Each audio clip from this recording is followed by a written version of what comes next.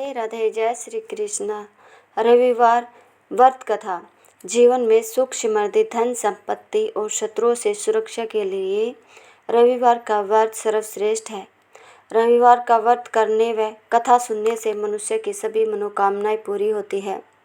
रविवार इतवार व्रत की विधि। यह व्रत सभी मनोकामनाओं की पूर्ति करने वाला है।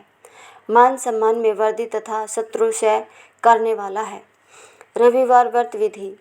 प्रातःकाल स्नानादि से निवृत्त हो स्वस्थ वस्त्र धारण करे, पवित्र स्थान को लिपकर सूर्य देव की पूजा करे, शांत चित्त होकर परमात्मा का स्मरण करे, भोजन एक समय ही करे, तेल व नमक युक्त भोजन न ग्रहण करे, भोजन तथा फलाहार सूर्य अस्त होने से पहले ही कर लेना चाहिए। यदि भोजन करने से पूर्व सूर्य छिप जाए तो दूसरे दिन सूर्य के उदय हो जाने पर अर्घ देने के बाद ही भोजन करें। व्रत के अंत में कथा सुननी चाहिए। तो कथा शुरू करते हैं। एक बुढ़िया थी। वह प्रत्येक रविवार को सवेरे ही गोबर से घर लीपकर स्नान आदि कर भगवान की पूजा किया करती थी। फिर भोजन तैयार कर भगवान को भोग लगाकर स्वयं भोजन करती थी। श्री हरि की कृपा से उसका घर सभी प्रकार के सुख एवं धन धान्य से पूर्ण था। किसी प्रकार का विघ्न या दुख नहीं था। सब प्रकार से घर में आनंद रहता था। उसकी एक पड़ोसन जिसकी गौ का गोबर वह बुढ़िया रोज लाया करती थी, उस बुढ़िया की संपन्ना से जलने लगी। वह विचार करने लगी कि यह वृद्धा सर्वदा मेरी गौ का गोबर ले जाती है, इसलिए अगले दिन से वह अपनी गौ को घर के भीतर बांधने लगी। वह रविवार का दिन था। बुढ़िया गाय का गोबर न मिलने के कारण अपना घर न लिप सकी।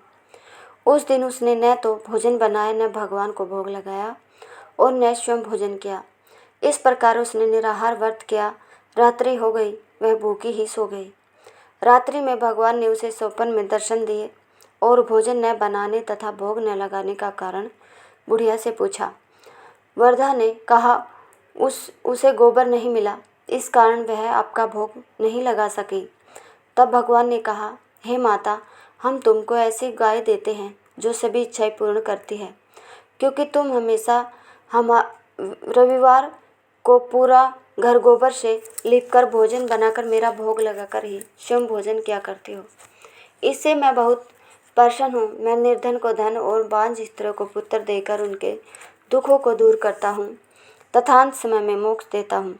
स्वप्न में ऐसा वरदान देकर भगवान अंतर्ध्यान हो गए। प्रातः जब वृद्धा की आँख खुली तो उसने देखा कि आंगन में एक अति सुंदर गाय और बछड़ा बंधा है। गाय और बछड़े को देखकर वह वृद्धा अत्यंत प्रसन्न हुई और उनको घर के बाहर बांध दिया। वहीं उनके खाने के लिए चारा भी डाल दिया। जब उसकी पड़ोसन ने बुढ़िया के घर के बाहर एक अति सुंदर गौ और बछड़े को बंधा देखा तो द्वेष के कारण उसका हृदय जल उठा। जब उसने देखा कि गौ ने सोने का गोबर किया है तो वह चोरी से उस गाय का गोबर उठाकर ले गई और अपनी गाय का गोबर उसकी जगह पर रख गई। प्रतिदिन ऐसा करती सीधी सादी बुढ़िया को उसकी इस चालाकी की खबर नहीं हुई। सर्वव्यापी ईश्वर ने सोचा कि चालाक पड़ोसन के कर्म से बुढ़िया ठगी जा रही है। एक दिन भगवान ने संध्या के समय अपनी माया से बड़े जोर की आंधी चला दी। बुढ़िया ने आंधी के भय से अपनी गाय को घर के भीतर बांध लिया।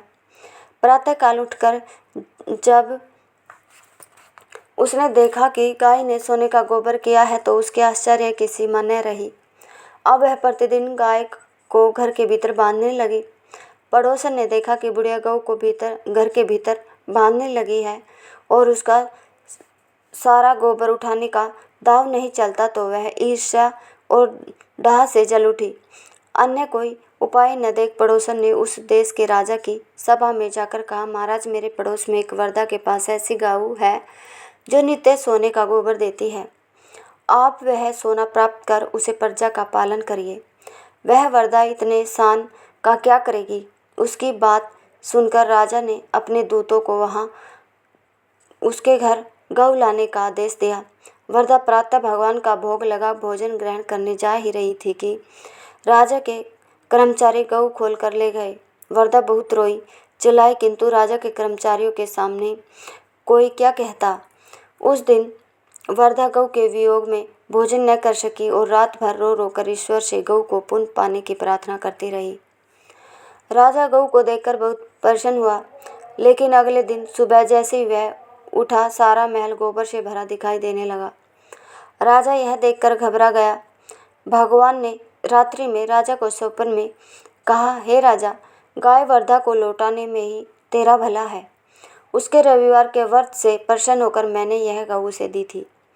प्रातः होते ही राजा ने वर्धा को महल में बुलाकर बहुत से धन के साथ सामान सहित गाय बछड़ा उसे लौटा दिया और अपने कार्य के लिए उसे क्षमा प्रार्थना की। इसके बाद राजा ने उसकी पड़ोसन को बुलाकर उचित दंड दिया।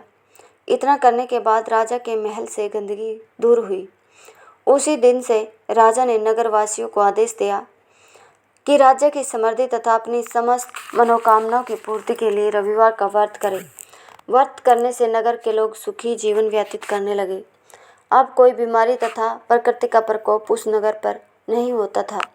सारी प्रजा खुश रहने लगी थी। सूर्य गायत्री मंत्र का स्फटिक माला पर 108 बार जप करना चाहिए। यह मंत्र जप किसी भी मुश्किल हालात में मन स्मरण करने पर मनचाहे नतीजे भी देने वाला माना गया है।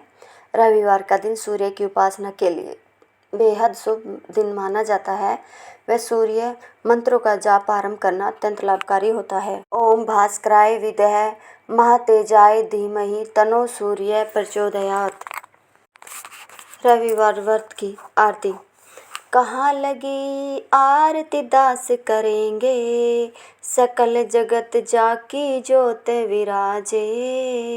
कहाँ लगी आरती दास करेंगे, सकल जगत जाकी ज्योत विराजे। अमित कोटि जाके बाजा बाजे, कहाँ भयो झनकार करे हो रामा। कहाँ लगी आरती दास करेंगे, सकल जगत जाकी ज्योत विराजे। सात समद जाके चरणी बसे, कहाँ भयो जल कुंभो हो रामा। चार वेद जाके मुख की शोभा, कहाँ भयो ब्रह्मा वेद पढ़े हो रामा। कहाँ लगी आरती दास करेंगे, सकल जगत जाकी ज्योत विराजे। कहाँ भयो मंदिर दीप धरे हो रामा, शिव सनकादि आदि ब्रहादिक।